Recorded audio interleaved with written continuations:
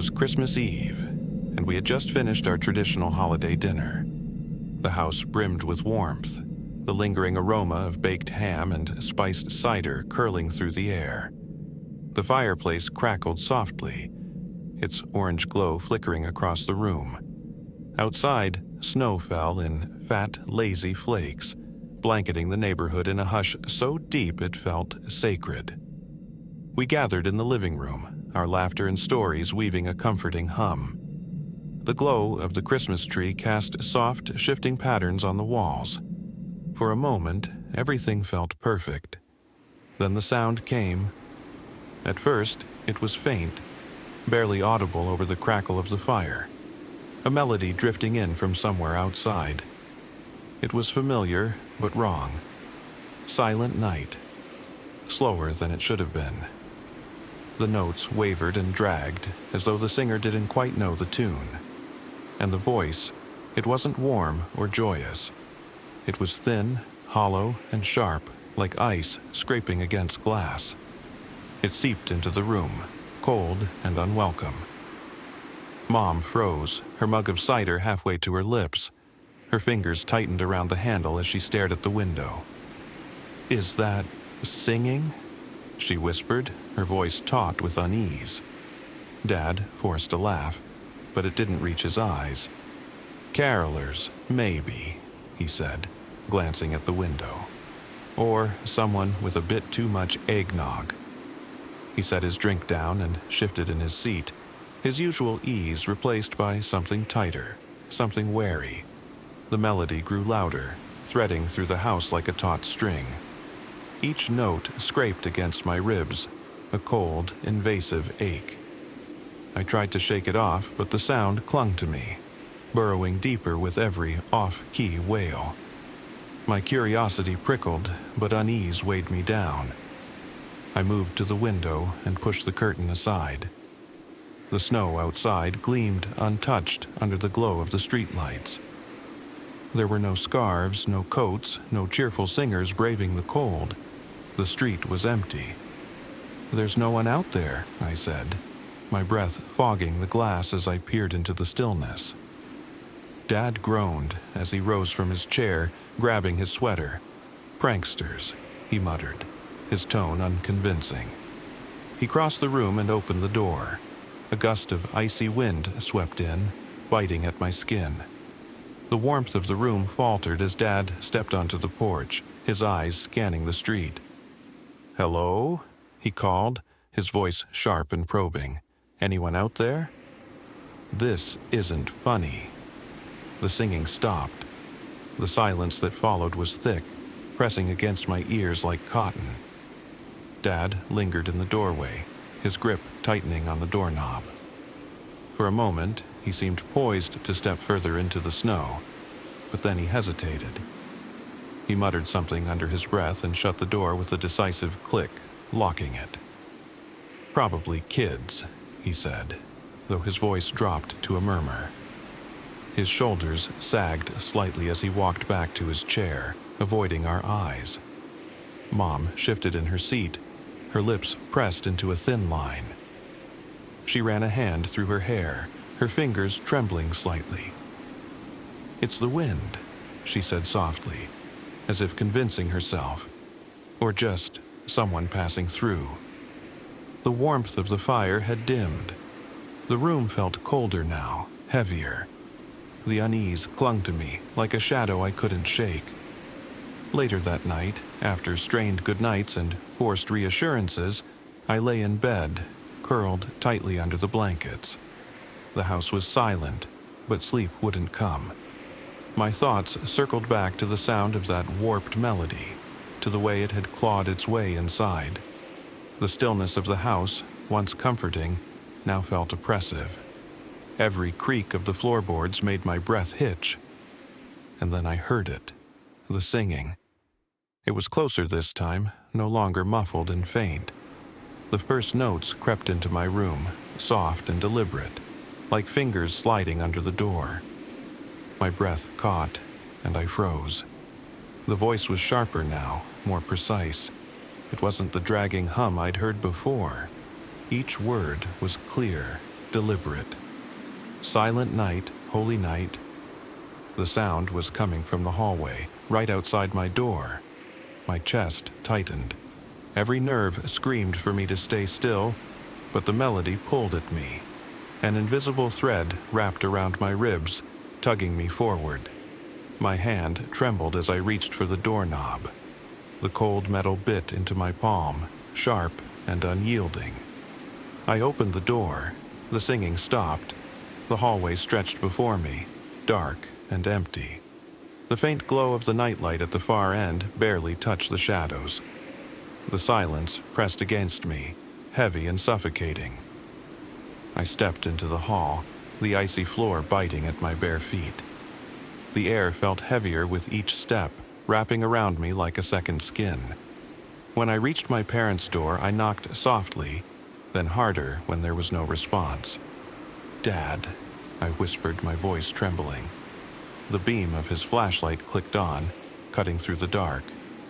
He squinted at me, his face groggy but alert. "What is it?" he asked, sitting up.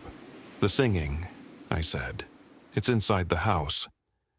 His expression darkened, the grogginess evaporating. He swung his legs out of bed and grabbed the flashlight. "Stay close," he said. Together we searched the house, room by room. Every light was thrown on, every shadow inspected. The locks were checked, the windows secured. We found nothing. The house was silent. By the time we returned to our rooms, Dad managed a faint, forced smile. "It's late. Try to sleep." I nodded, but neither of us believed his words. The next morning, the house felt heavier, quieter. We ate breakfast in silence. Mom finally spoke, her voice trembling. "It was probably the wind," she said. "Or a dream," Dad added, though his tone betrayed him. I said nothing.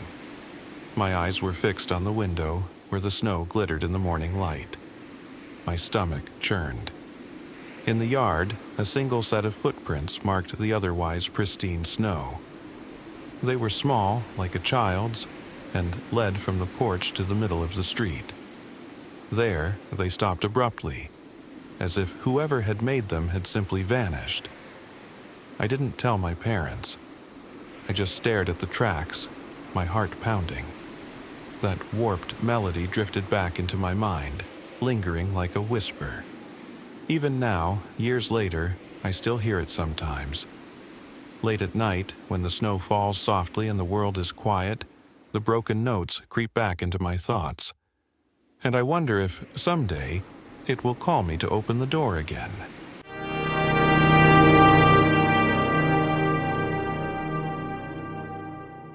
The snowstorm had been raging for hours, swallowing the forest in a relentless white tide. Wind clawed at the windows like a feral animal, its high-pitched whine threading through every crevice of the cabin. It was just me, my parents, and my younger sister Lily. The four of us had holed up in our small, wood-paneled retreat, a cozy haven deep in the woods. Earlier that evening, the power had cut out, plunging the cabin into an eerie, flickering darkness. We lit candles, their weak flames casting distorted shadows on the walls, and huddled around the fireplace for warmth. The storm seemed endless, the kind of weather that made you feel cut off from the world.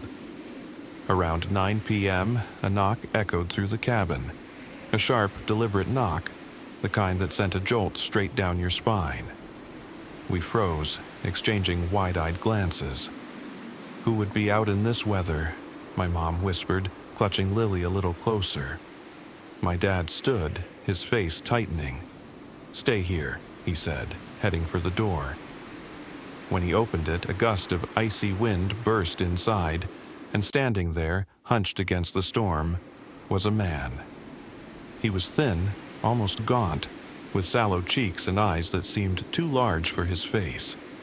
He wore only a light jacket, completely inadequate for the freezing temperatures. Snow caked his boots, and his lips were an alarming shade of blue. "Please," he stammered through chattering teeth. "My car broke down a mile back. Can I come in and warm up?" My dad hesitated, his hand gripping the doorknob. Something about the man unsettled me. Maybe it was the way he stood there, too still, like he didn't feel the storm raging around him. "Of course," my dad said finally, stepping aside. "Come in."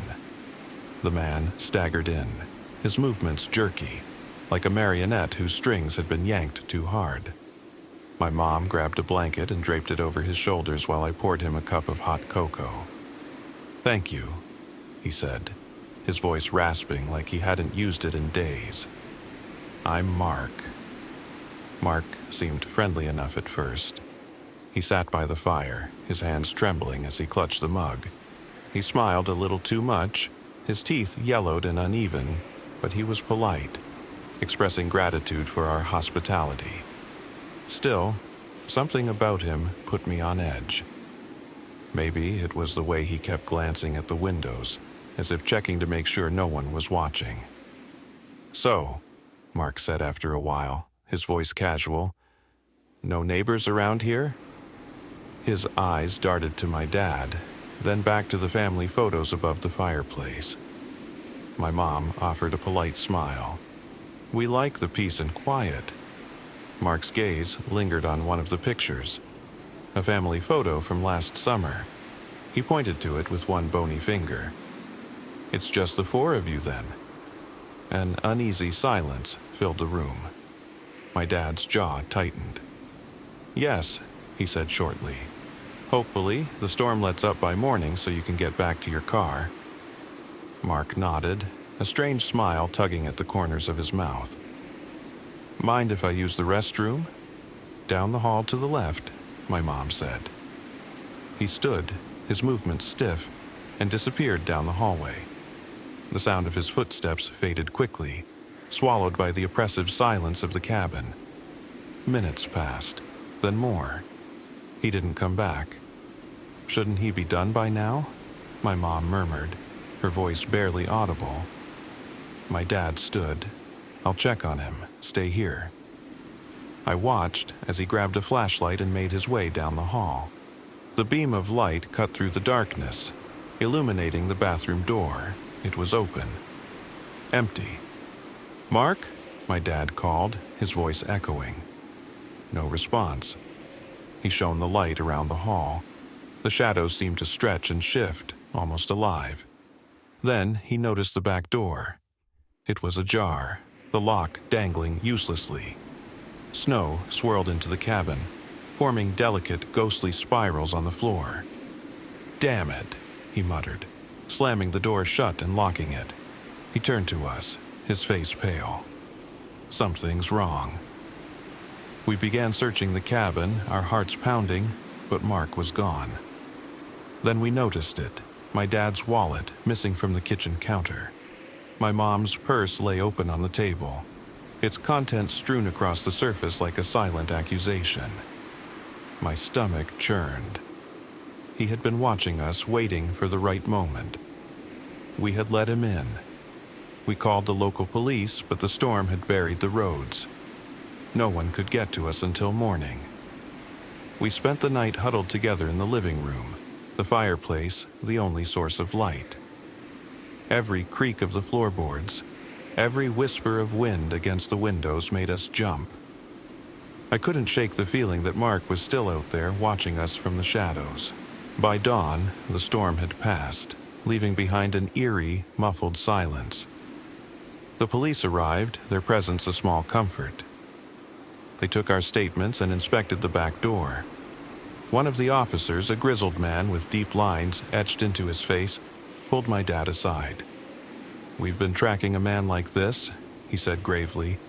"He poses as a stranded motorist to gain entry to homes. Sometimes he robs the homeowners, other times, worse." My chest tightened. "Worse?" I asked. The officer's eyes met mine, dark and heavy. "There have been incidents. Some families didn't make it out." A week later, we got a call from the police. They had apprehended Mark. Among his possessions, they found a notebook. I didn't want to know what was inside, but curiosity got the better of me. The notebook was filled with detailed plans of several homes, including ours. Pages and pages of notes, dates, times, even crude sketches of the cabin's layout. One page in particular made my blood run cold. It listed our names: Mom, Dad, Lily, and me. Next to my name, there was a question mark. Even now, I can't stop wondering what that question mark meant. And sometimes, late at night, when the wind whispers against the windows, I think I hear footsteps in the snow.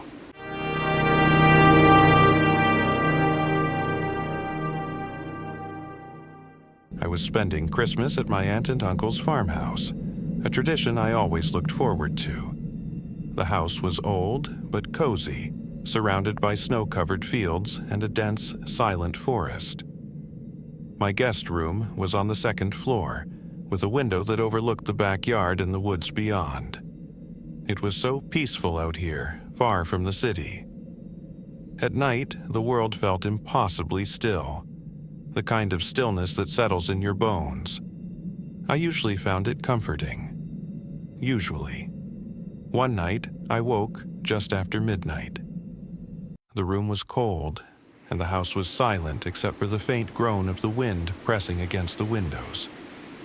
I needed the bathroom, so I climbed out of bed and padded down the hallway, shivering against the chill. On my way back, something stopped me.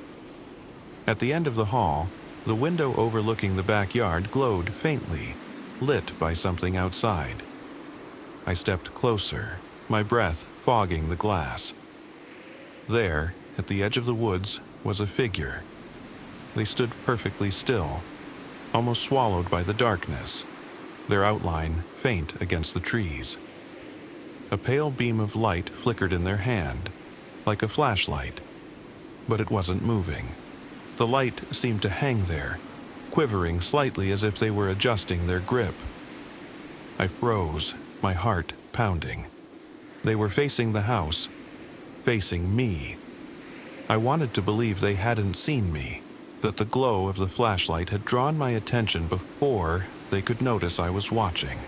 But that small, desperate hope felt thin as the figure stood there, motionless. A dozen thoughts rushed through my mind. A hunter? A neighbor? Someone lost? But this late at night in these woods? My stomach churned, and the warmth drained from my face. For a moment, I considered waking my uncle. My hand hovered over his door. But what would I even say? That someone was standing there doing nothing. It seemed ridiculous. Maybe they were harmless. Maybe I was overreacting. I crept back to my room instead, my pulse still hammering. As I slipped under the covers, I tried to convince myself it was nothing. A lost hiker, someone confused. But no matter how hard I tried, I couldn't shake the image of that flashlight beam quivering, pointed toward the house. The next morning, over breakfast, I mentioned it to my uncle. "I saw someone outside last night," I said, trying to sound casual. He frowned, lowering his coffee cup. "What do you mean, someone?" "There was a figure near the woods. They were just standing there, holding a flashlight." His frown deepened. "No one should be out there," he said. "Those woods are private property. Did they come near the house?" "I don't think so," I said, though I realized I couldn't be sure. He set his mug down with a quiet thud. "Let's take a look."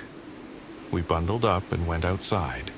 The air was sharp and cold, each breath steaming in front of us as we crunched through the snow. We headed toward the edge of the woods, where I'd seen the figure. It didn't take long to find the footprints. They were deep and deliberate, leading from the trees to a spot just beyond the backyard. My uncle crouched to examine them, his jaw tight. Nearby, half buried in the snow, we found cigarette butts and a crumpled candy wrapper. "Looks like someone's been hanging around," he muttered. He glanced toward the house, then back at the woods. "I'll put up a light tonight." That evening, my uncle installed a motion-activated floodlight on the back of the house. "If they come back," "This'll scare them off," he said, though his voice was tense. I wanted to believe him, but I couldn't stop imagining that figure in the dark, standing there, watching. Sleep didn't come easily that night. Every creak of the house set me on edge.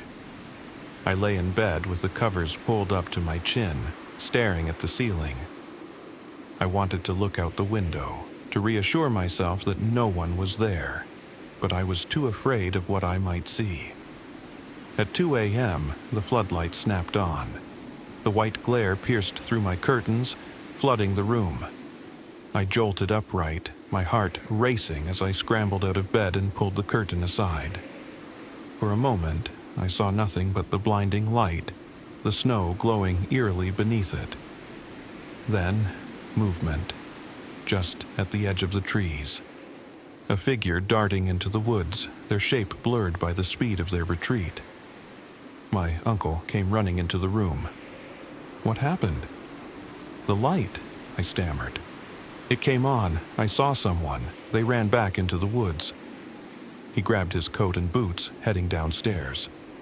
I followed him to the back door, where he stood for a moment staring into the night. Then, without a word, he shut the door and locked it. "I'm calling the sheriff," he said, his voice tight.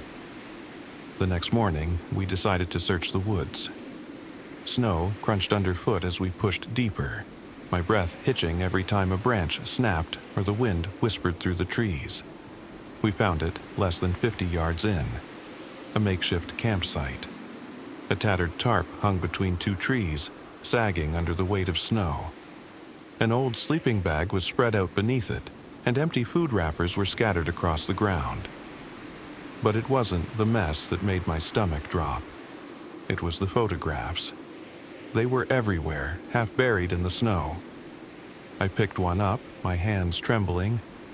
It was of the farmhouse, the front porch glowing faintly in the moonlight. Another showed the back door. Another, a close-up of the kitchen window. "They've been watching the house," my uncle muttered, his face pale. I shuffled through the photos, dread curling in my stomach, and then I saw it. The photo that made my blood run cold. It was me, asleep in my bed. The angle was unmistakable. It had been taken from outside my bedroom window. I staggered back, the photo slipping from my fingers. My chest tightened, and I could barely speak. He was right outside my window. My uncle swore under his breath. "We're calling the police. Now." The sheriff arrived within the hour. They examined the campsite and took the photographs as the evidence. The prints in the snow matched a man they'd been looking for, a stalker and burglar who had been targeting rural homes in the area. He had a history of observing families for days, sometimes weeks before breaking in. The rest of the holiday passed in a tense blur. We kept the doors locked, the curtains drawn, but sleep didn't come easily. The police promised to increase their patrols, but they never caught him.